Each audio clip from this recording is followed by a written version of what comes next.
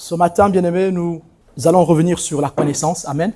Nous avons vu une bonne partie de la connaissance qui est une clé pour la croissance personnelle, pour le développement personnel. Nous allons rester sur la connaissance en tant que clé pour se développer spirituellement. Amen. Nous allons nous arrêter sur l'exemple de Daniel. Nous allons nous arrêter sur les pratiques de Daniel, sur son instruction, sur son apprentissage en Babylonie. Amen. Cela se passe dans Daniel chapitre 1, versets 1 à 21. Donc nous avons Daniel 1, où nous avons l'histoire de Daniel avec ses 3 amis qui sont déportés à Babylone en moins 605. Et ce texte, bien-aimé, nous enseigne que Daniel était âgé de 17 ans quand il fut exporté en Babylonie. Et l'histoire biblique nous dit aussi que Ézéchiel est un contemporain de Daniel et ils ont le même âge. Amen. Quand Daniel est emmené à Babylone, lors de cette déportation, bien-aimée, les ustensiles du temple ont été emportés avec quelques personnes du peuple d'Israël dont Daniel fait partie.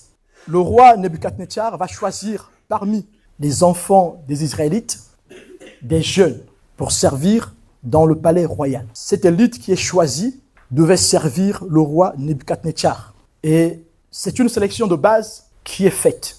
Comme nous disions dernièrement, soit tu es pauvre ou tu es riche, ou tu es ignorant ou tu es sachant. Amen. Voilà pourquoi nous insistons sur la connaissance. Nous avons le choix, bien-aimé, d'être ignorant ou de devenir sachant. Amen. Il n'y a personne qui est né bête, que ce soit sur le plan temporel ou sur le plan spirituel. Amen. Dieu nous a tous dotés d'un cerveau. Amen. Charge à chacun d'utiliser son cerveau à bon escient. Amen. Charge à chacun d'utiliser toutes les capacités de son cerveau. Dieu nous a créés tous des êtres spirituels. Charge à chacun d'exploiter le potentiel spirituel que Dieu a mis en lui. Amen. Sur le plan intellectuel, chacun de nous est psyché, donc il a l'âme, il a l'intellect. Charge à chacun d'exploiter son intellect. Amen.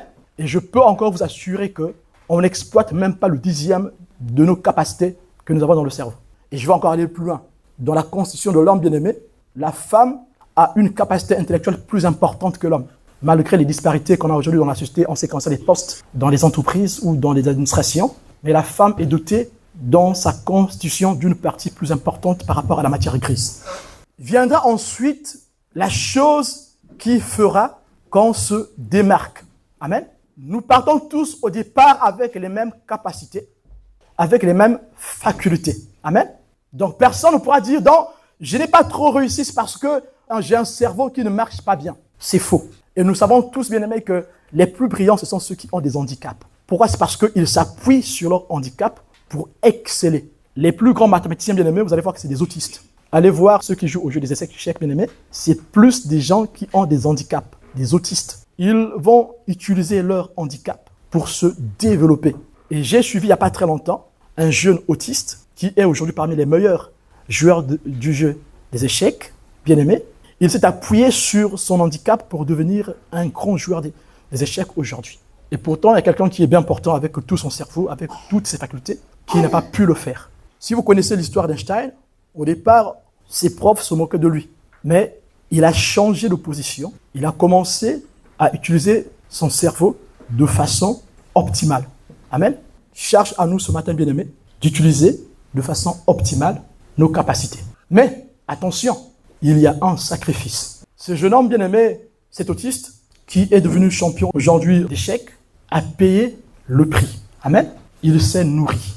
Et nous voyons ici dans l'histoire de Daniel, qui, arrivé en Babylonie, sera reçu dans le palais royal. Et dans le palais royal, bien-aimé, il fallait qu'il suive un enseignement pendant 3 ans. Pendant 3 ans, il fallait qu'ils apprennent les us et coutumes des Chaldéens. Il fallait que Daniel apprenne les langues chaldéennes. Il fallait que Daniel apprenne les sciences chaldéennes. Sachant que, bien-aimé, Daniel arrive à Babylone, il a déjà 17 ans. Ce qui veut dire qu'avant d'arriver à Babylone, Daniel avait déjà une certaine connaissance. Soit il est passé par une école rabbinique ou par une école normale, mais je pense plus que Daniel est passé par une école religieuse, comme son compatriote Ézéchiel. Ézéchiel a étudié à l'école des prêtres. Et ces jeunes qui sont choisis ici viennent des familles nobles ou royales. Donc, ce sont des enfants éduqués. C'est la haute classe. Donc, je réitère, il y a des pauvres, il y a des riches. Amen. N'aie pas honte si tu es pauvre. Amen. Et n'aie pas honte si tu es riche. D'accord? Mais c'est un choix. Si tu es pauvre et que tu acceptes de rester dans cet état, ça n'engage que toi. N'aie pas honte. Et si tu es riche, c'est que tu as travaillé et n'aie pas honte de le dire. Comme ici en France, les gens n'aiment pas montrer leur richesse. Aux États-Unis, quand tu es riche, tu le montres. Amen.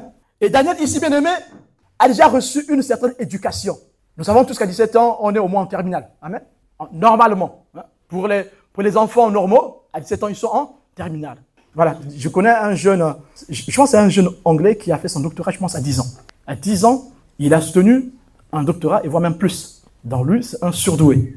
Mais Daniel, quand il arrive en Babylonie, il a déjà une certaine connaissance. Il a 17 ans. Non seulement qu'il a appris à la maison, mais il a aussi appris à l'école. Quand il arrive en Babylonie, il a cette base déjà qui est en lui. Mais là-bas sur place, il faut qu'on l'assimile. L'assimilation. Le roi Nebuchadnezzar veut que ceux qui servent dans son palais changent de nationalité. Parlant de la naturalisation ici en France, c'est compliqué. Il faut faire un tas comme ça de dossiers pour des étrangers. Et même ici en France, bien aimé, on ne peut devenir fonctionnaire si on n'a pas fait notre dossier pour la naturalisation. Donc pour devenir fonctionnaire, il faut être français. Amen. C'est le cas ici de Nebuchadnezzar. Les jeunes juifs qui sont déportés en Babylonie doivent être naturalisés, doivent être assimilés. Ici, on ne parle pas d'une simple naturalisation comme ici en France. Ce sont les étrangers qui viennent faire la loi en France, au lieu que les étrangers suivent la loi de la France. Bien-aimés, vous allez dans tous les pays qui se respectent, bien-aimés, ils ne vont pas laisser les étrangers imposer leurs lois. Bien-aimés, vous allez vous fâcher contre moi, mais c'est la vérité. Un pays qui se respecte doit imposer ses règles. Ceux qui arrivent doivent s'y adapter. Amen. Si tu viens chez moi, bien-aimé, tu dois respecter les règles de ma maison. Amen. Si tu ne veux pas les respecter, je te mettrai dehors. Et ça sera sans concession. Je vous aime, bien-aimé, alléluia, gloire à Dieu. Mais si tu viens chez moi, tu commences à mettre tes pieds avec des chaussures sales sur la table basse, je vais te demander d'arrêter tout de suite. Si tu viens chez moi, tu commences à cracher au sol, je vais te dire d'arrêter tout de suite. Amen. Mais que voyons-nous ici en France? Les gens qu'on a reçus crachent dans les bus. Bien-aimé, vous allez me trouver révoltant ce matin. Je suis désolé. On t'a reçu dans un pays. On t'a tout donné gratuitement. Chez toi, il n'y avait pas de l'eau chaude. J'ai entendu un jour dans le bus, bien-aimé, un jour dans le bus, j'ai entendu une jeune femme algérienne était en train de discuter avec sa copine. J'ai dit, vraiment, je suis très bien ici. Elle parle avec respect, bien-aimé, de la France. Elle dit, je suis très contente. Oui, j'arrive à faire la vaisselle avec de l'eau chaude, tu te rends compte? Bien-aimé, mais toi, tu insultes l'eau chaude que la France te donne. Même si tu es français, je parle aussi à toi. Tu penses que c'est toi qui as créé la France? Toi, ce sol-là, c'est à toi? Tu penses que c'est acquis aussi pour toi qui es français naturellement? Toi aussi, c'est Dieu qui t'a mis là. La terre, ça appartient à tout le monde. Quand Dieu a créé le monde, il n'y avait pas de frontières. Amen. Donc quand je parle aux étrangers, je parle soit à toi qui es français. Si tu ne respectes pas la terre que Dieu a donnée, Dieu te demandera les comptes. Amen. La terre aussi languit au retour du Seigneur. Il n'y a pas que nous qui languissons sur ce retour. La terre aussi pleure que Jésus-Christ revienne. Amen. Donc soyons respectueux de la terre que Dieu nous a laissée. Soyons respectueux du pays que Dieu nous donne. Amen. C'est une parenthèse. Daniel, bien-aimé, doit apprendre les sciences de ce pays qu'il reçoit. Pour servir dans le palais royal, il fallait qu'il soit enseigné des sciences des Chaldéens. Or, bien aimé, nous savons tous que les Chaldéens, c'est des magiciens. Les Chaldéens, c'est des occultistes. Amen. Aujourd'hui, le système babylonien est comparé au système mondial. Amen. Babylone la grande, la prostituée. C'est comme ça qu'on appelle Babylone. C'est comme ça qu'on appelle le système mondial aujourd'hui. Donc, quand on entend que Daniel est enseigné à Babylone, Daniel est en train d'apprendre la magie des Babyloniens. Ça vous choque ce matin? Je suis venu pour vous choquer. Oui, bien aimé. Daniel a étudié la magie en Babylonie. Ça te choque, c'est vrai. Oui. Tu ne peux pas aller à la fac des sciences sans étudier les sciences de la faculté. Je suis désolé. Tu ne peux pas aller à la fac de médecine sans étudier tout ce qui est montré là-bas. Amen. Donc, moi, j'ai fait la théologie. On a des modules d'anthropologie où vous apprenez les sciences occultes qui ont été étudié en Mésopotamie, en Afrique, ainsi de suite. Mais quand on te montre ce que font les sorciers ailleurs, mais cela peut t'inspirer à faire comme les sorciers. Voilà pourquoi on a dit la dernière fois que si tu n'as pas la foi, ne fais pas la théologie, sinon tu vas sortir de la sorcier. Parce qu'il y a des modules où on vous apprend l'occultisme. Il y a des modules où on vous apprend la philosophie. Vous allez étudier Épicure, vous allez étudier le système des stoïciens, vous allez étudier le système des hédonistes, l'hédonisme, ainsi de suite. Mais ces choses que vous allez apprendre, si vous n'avez pas la foi, vous allez commencer à copier ces choses-là. Amen. Et Daniel va apprendre à Babylone la magie. Bien-aimé, tu penses qu'on va te nommer le chef de magicien, le chef des mages, si tu n'es pas au-dessus des mages? Amen. Si on te nomme chef de mage, ça veut dire que tu connais ces pratiques et tu fais mieux que eux. Amen. Et nous avons dit la dernière fois que celui qui recherche la connaissance au détriment des vertus est un voleur. Il est comme un voleur. Amen. Et pourtant, ce matin, je suis en train de vous dire que Daniel a étudié les sciences occultes. Mais c'est quoi la différence entre Daniel qui a étudié les sciences occultes et les autres? La différence est que Daniel n'a pas vendu son âme aux sciences occultes. La différence est que Daniel, bien-aimé, n'a pas fouillé, cherché, gratté la connaissance au détriment des vertus. Voilà pourquoi il était combattu par ceux qui étaient autour de lui. Parce qu'il ne faisait pas exactement comme eux. Il agissait selon la science, la connaissance qu'il a reçue de son Dieu. Amen. Nous aussi, nous sommes à Babylone. Nous sommes dans un système qui est perdu. Un système qui va en vrille, si je peux me le permettre. Mais nous ne devons pas copier ce qui se fait. Romains 12 dit, ne vous conformez pas au siècle présent. Mais Daniel, bien-aimé, a étudié ces choses. La Bible dit que quand ils sont arrivés à Babylone, on leur donna un programme. On voulait les assimiler même sur ce qu'ils devaient manger. Bien-aimé. Même sur ce qu'ils devaient mettre dans leur bouche. Il fallait qu'ils mangent comme les Chaldéens. Il fallait qu'ils s'amusent comme les Chaldéens. Il fallait qu'ils dansent comme des Chaldéens. Il fallait qu'ils réfléchissent. Oui. Il fallait qu'ils fassent tout comme des Chaldéens. Jusqu'à leur nom, bien-aimé. Nebuchadnezzar voulait leur changer d'identité. Sur le plan temporel et spirituel. Même sur leur nom, bien-aimé, Nebuchadnezzar a changé le nom de Daniel et de ses amis. Belsatsar. Il fallait qu'il change d'identité. Il fallait qu'il agisse comme le Dieu de Nebuchadnezzar. Nebuchadnezzar voulait que Daniel agisse comme son Dieu, jusqu'à lui changer de nom. Une assimilation puissante. Et ce monde aussi veut assimiler l'Église, que l'Église copie les mœurs de ce monde. Et nous, on se laisse entraîner.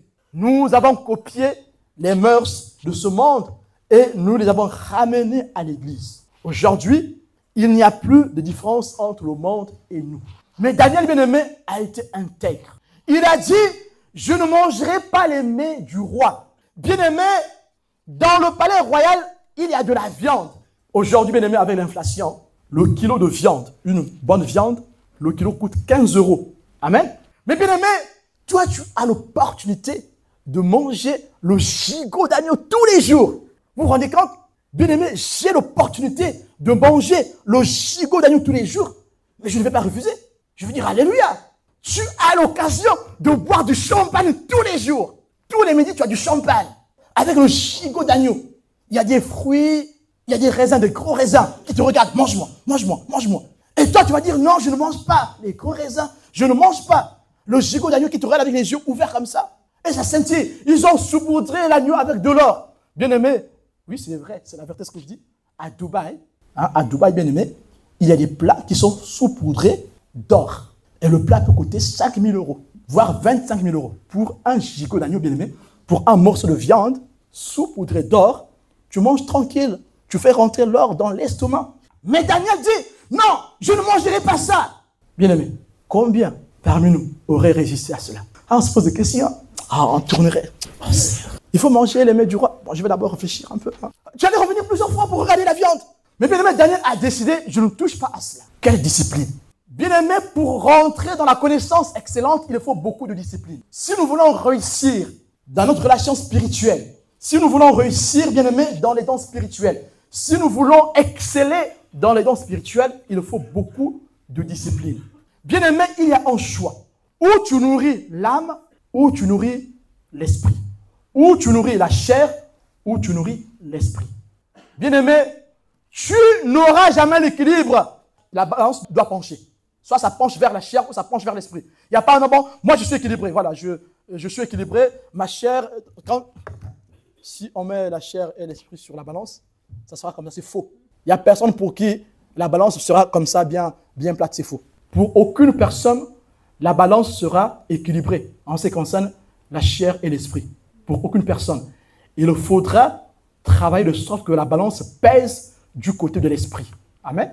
Soit tu choisis de manger les mets du roi, les mets de Babylone, ta balance va pencher vers la chair, vers l'âme.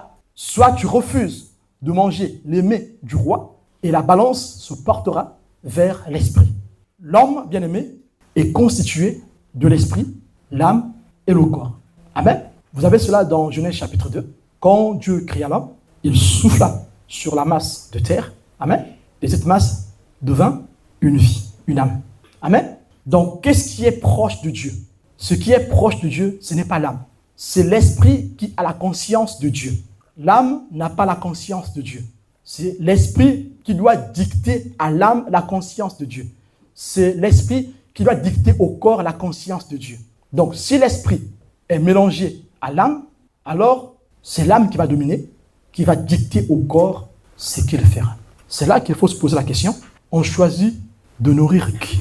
Nous sommes en train de parler de la connaissance. Il n'y a pas de croissance possible sans la connaissance. Sauf que il faut beaucoup de discipline pour exceller dans la connaissance. Donc, c'est à nous, bien-aimés, de choisir où est-ce que nous voulons que la balance pèse, du côté de l'âme ou du côté de l'esprit. Mais Daniel a choisi la rigueur, la discipline. Il s'est exercé. Et la Bible nous demande de nous exercer dans la piété, de nous exercer dans les dons spirituels. On les recherche et on les exerce. Amen. Et exercer demande de la discipline, de la concentration, du temps passé. Tu passes combien de temps dans la recherche de la connaissance de Dieu? Cette connaissance de Dieu, bien-aimé, se passe dans l'étude des Écritures. Cette connaissance, bien-aimé, cette recherche, cette méditation, cette assiduité ne se passe pas en écoutant des enseignements sur YouTube. C'est bien. Mais non, si tu restes à écouter ce que prêche le pasteur tous les jours, et si tu restes à lire ta Bible de façon littérale, il n'y aura pas une profondeur spirituelle. Ici, nous ne sommes pas en train de parler du salut. Oui, tu seras sauvé. Alléluia. Mais que nous dit la Bible? Nous allons lire cela. 1 Corinthiens 3, verset 12.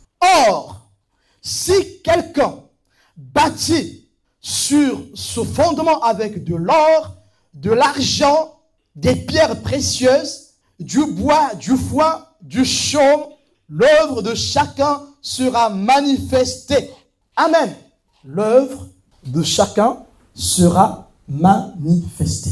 Que l'on construise sur ce fondement avec de l'or, de l'argent, des pierres précieuses, du bois, du foin ou de la paille. L'œuvre de chacun sera manifestée.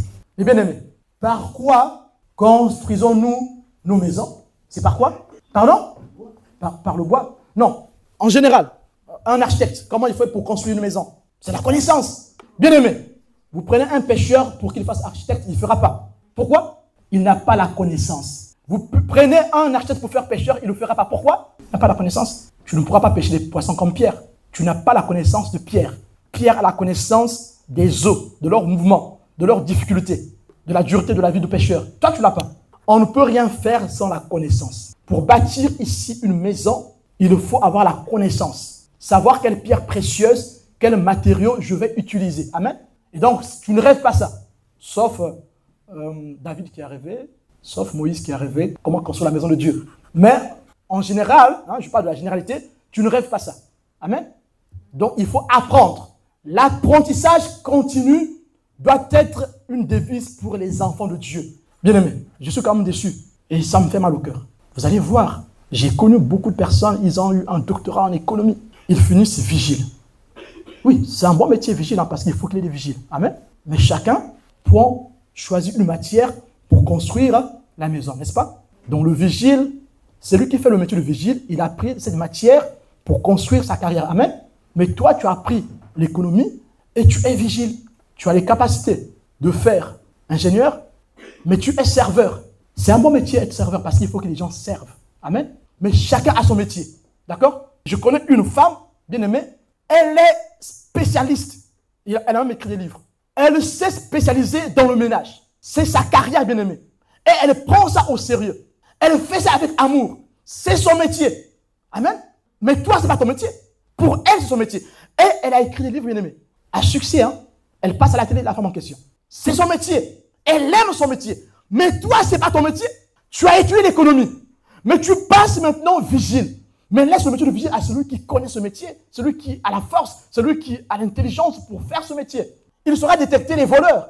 Il saura détecter les intrus. Il ne va pas somnoler parce que c'est son métier.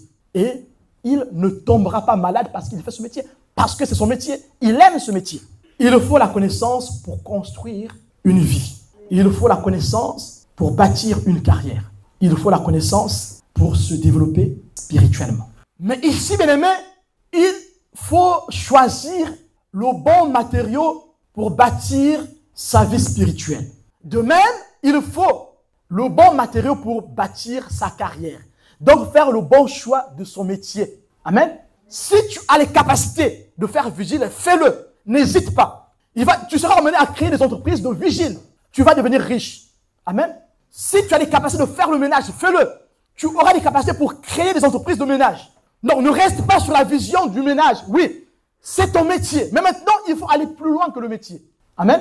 Il y a des pauvres, il y a des riches. Il y a des pauvres qui aiment rester pauvres. Et il y a des pauvres qui veulent passer riches. Il y a des riches qui veulent se rétrograder par la folie, à cause de la folie de ce monde. Et il y a des riches qui veulent rester riches et en avoir plus. Ce n'est pas de leur faute. Eux aussi, ils iront au ciel. Et quand la Bible dit qu'il est difficile pour un riche d'entrer au ciel, ce n'est pas du riche par rapport à l'argent. C'est riche par rapport au cœur, par rapport à la spiritualité. Ceux qui sont riches spirituellement. Ceux qui considèrent plus leur richesse que la bonté de Dieu, que l'amour de Dieu. Ce sont là qui n'iront pas au ciel. Il y a des riches qui ont l'argent, qui aiment les humains, qui donnent pour les humains. Oui, ils sont riches, ce n'est pas de leur faute. Ils ont bossé. Mais ici, bien aimé, il y a deux catégories. Les matériaux ici sont divisés en deux catégories. Il y a l'or, l'argent et les pierres précieuses qui font une catégorie. Et il y a le bois, le foin et la paille qui font aussi une catégorie. Celui qui bâtit une vraie connaissance pour un domaine de sa vie doit choisir, je réitère, si tu veux bâtir une carrière puissante à se développer pour que les gens t'acclament toi, si tu veux bâtir une carrière spirituelle, une vie spirituelle qui honore Dieu, il faut choisir l'or, l'argent et les pierres précieuses. Parce que l'or, l'argent et les pierres précieuses viennent de Dieu. Personne ne peut cultiver de l'or. L'or vient de l'activité des magmas. C'est sous les profondeurs des abîmes que viennent l'or, l'argent et les diamants. Tu ne peux pas trouver les pierres précieuses par terre pendant que tu es assis là. Non, bien aimé. Tu ne peux pas cultiver l'or. Bon, je vais planter un arbre pour cultiver de l'or. Bien aimé, si tu trouves ça, moi aussi, j'aimerais planter. Hein. Je mettrai ça partout. Au salon, sur le toit, partout. Je vais faire l'agriculture suspendue. Donc, si vous trouvez cette plante-là, vous me la donnez, moi aussi, je vais planter. Je vais mettre ça ici, là. Je vais aligner ici, là, partout. On sera entouré de l'or. Donc, ce sont des matériaux qui viennent du sous-sol. Mais de la profondeur du sous-sol. Et une connaissance qui veut exceller doit être profonde. Amen. Profonde, pas dans le sens des années d'études. Profonde dans le sens de la consécration. Amen. Il faut choisir l'or, l'argent et les pierres précieuses pour construire sa vie, qu'elle soit spirituelle ou temporelle. L'or ici représente la gloire de Dieu. Comment a été construit le temple? Avec quoi? Avec de l'or. Amen. L'argent représente l'œuvre rédemptrice du Christ. Et les pierres précieuses représentent, bien-aimés, l'œuvre de transformation du Saint-Esprit. De même que ces pierres, bien-aimées, viennent d'une transformation, d'une activité de magma qui passe par le froid et la chaleur, de même, le Saint-Esprit agit en nous par la transformation de notre être. la transformation de notre intelligence. Mais l'œuvre du bois, du foin et de la paille est une œuvre humaine. Une œuvre humaine. Celui qui veut réussir, qui bâtit sa vie sur le bois, le foin et la paille, celui-là n'ira pas très loin. Ce sont des œuvres qui vont vite s'envoler. Une vraie carrière se bâtit sur Dieu. Bâtis ta vie sur Dieu. Et nous avons, bien aimé, cette histoire. Nous avons l'histoire de celui qui a bâti sa maison sur le roc et celui qui a bâti sa maison sur quoi? Sur le sable. C'est une question de fondement, de profondeur. Amen. Celui qui bâtit sa maison sur l'or, l'argent et les pierres précieuses, l'a bâti dans les profondeurs. Il va dans les profondeurs pour se ressourcer. Amen. Pour construire sa vie. Et celui qui bâtit sa vie sur du bois, du foin et de la paille, l'a bâti superficiellement. Donc vous dites, mais c'est bizarre, on était dans la connaissance, on parlait de Daniel, maintenant il nous envoie vers bâtir sa maison, c'est pas possible. Mais oui, bien aimé, mais oui. Nous sommes faits d'âme et d'esprit. Le corps n'est qu'un spectacle, le pauvre. Il subit tout. Bien aimé. Notre corps subit tout. Il y a des jours où on fait des choses qu'on ne veut pas faire. Il y a des jours, bien aimé, on fait des choses qu'on ne voulait pas faire. Le corps là, pauvre de lui. Paul lui dit, pauvre de moi, qui peut me délivrer? Et Paul dit, j'aimerais vite partir de cette tente. Nous sommes faits d'âme et d'esprit. Mais, pour que le corps soit bien, il faut choisir. Tu veux travailler avec l'esprit ou tu veux travailler avec l'âme? Tu cherches la connaissance pour l'esprit ou tu cherches la connaissance pour l'âme? Celui qui veut exploiter sa vie avec l'âme va le faire avec l'esprit humain. Et il n'y a rien de bon en l'homme. Amen. Voilà pourquoi nous faisons une corrélation, un lien entre la connaissance et l'esprit et l'âme.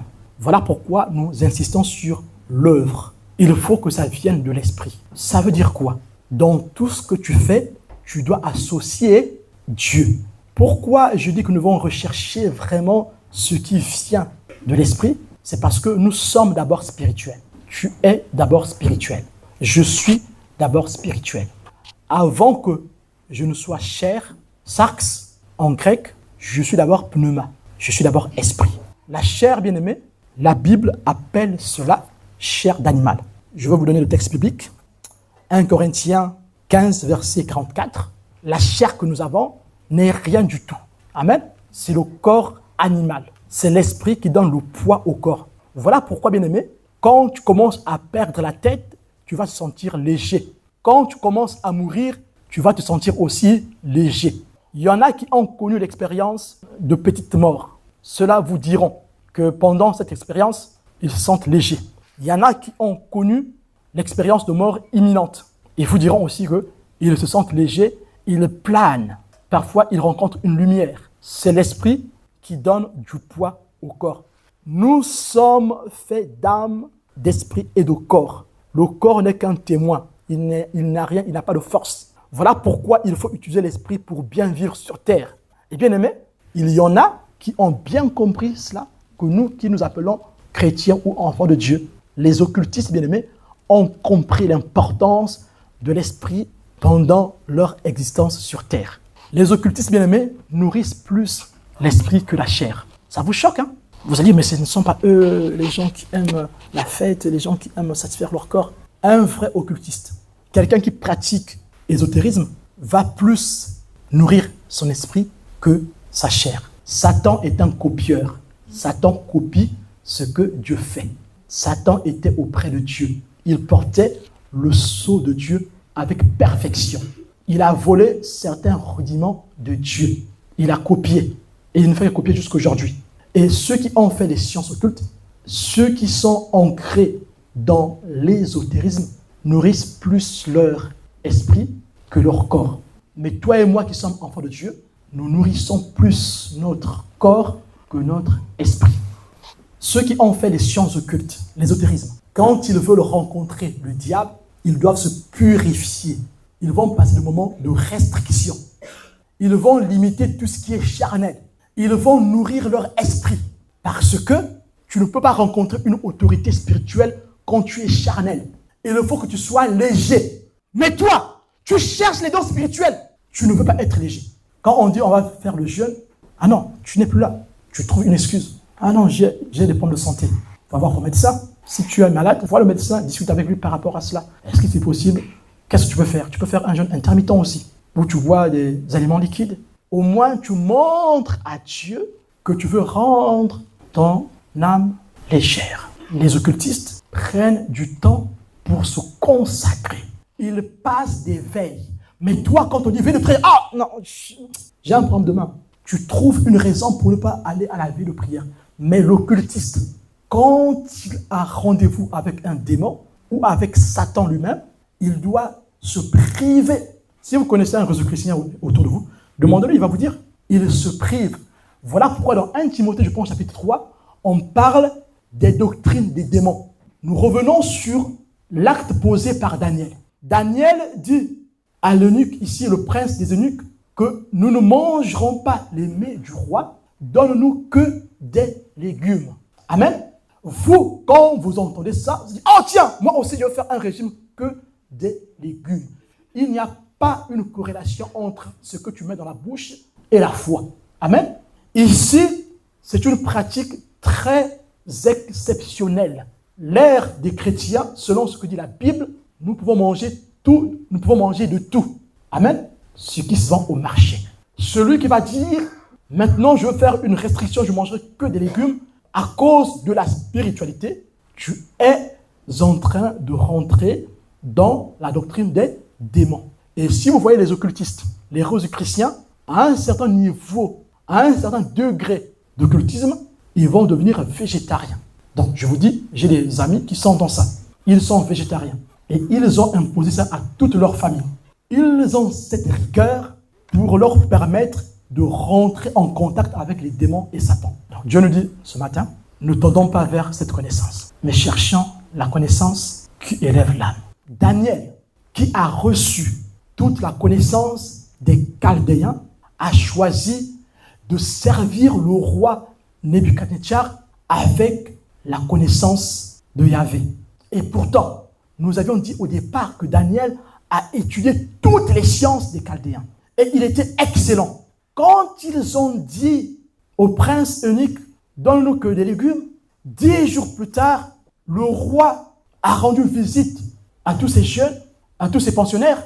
Les 4 ont été trouvés en très bonne santé. Ils étaient tous en très bonne santé.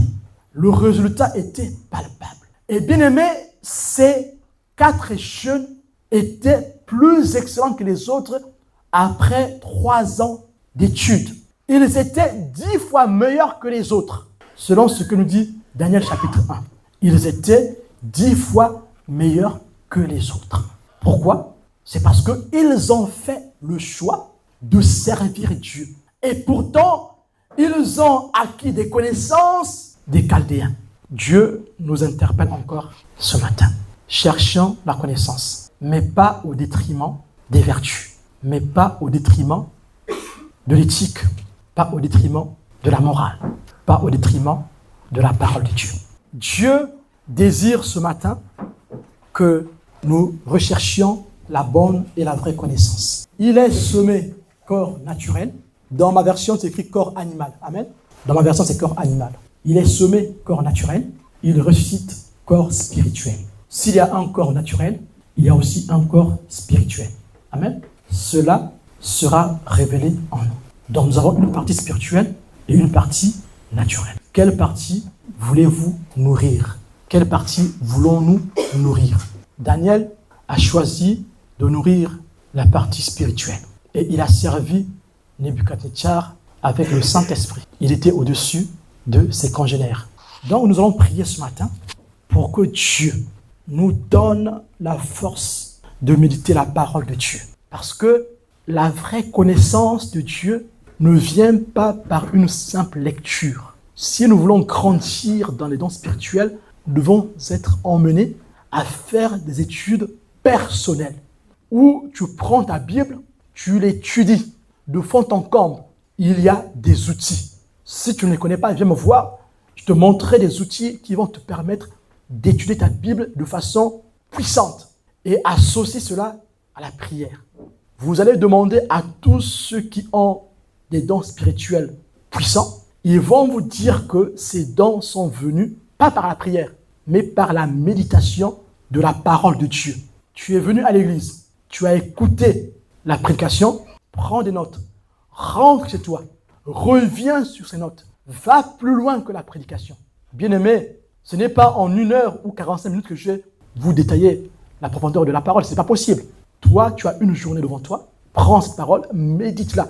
Et c'est là que le Saint-Esprit va se révéler à toi et les dons spirituels vont s'éclore. C'est dans la méditation de la parole de Dieu que les dons spirituels vont s'éclore. C'est là que vous allez voir une différence entre lire la Bible et étudier la Bible. Quand tu étudies la Bible, tu pries en même temps parce que pendant que tu l'étudies, tu vas commencer à prier dans ton cœur, Seigneur, je n'ai pas compris. Montre-moi, Seigneur. Et tu vas commencer à fouiller dans les dictionnaires, dans la Bible, dans plusieurs versions. Tu auras plusieurs versions de Bible.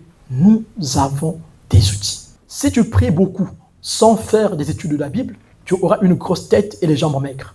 Grosse tête et jambes maigres. Et gros ventre. Ah, c'est l'histoire de chez moi. L'histoire de grosse tête, jambes maigres et gros ventre. Mais tu seras les trois à la fois. Tu auras une grosse tête, un gros ventre, puisque tu n'as pas bien digéré, et les jambes maigres. Un problème de nutrition spirituelle. Prenons le temps pour nourrir notre esprit, affamant la chair. Alors nous allons prier que Dieu nous donne la force de passer du temps dans l'étude de la Bible. Bien-aimé, peu importe le problème qui t'anime aujourd'hui, peu importe la chose qui t'empêche d'avancer, peu importe l'addiction, ne regarde pas à cela. Tu peux plonger ton regard dans les Écritures et ces choses partiront d'elles-mêmes. Alors prions que Dieu nous donne la force de plonger notre regard dans les Écritures.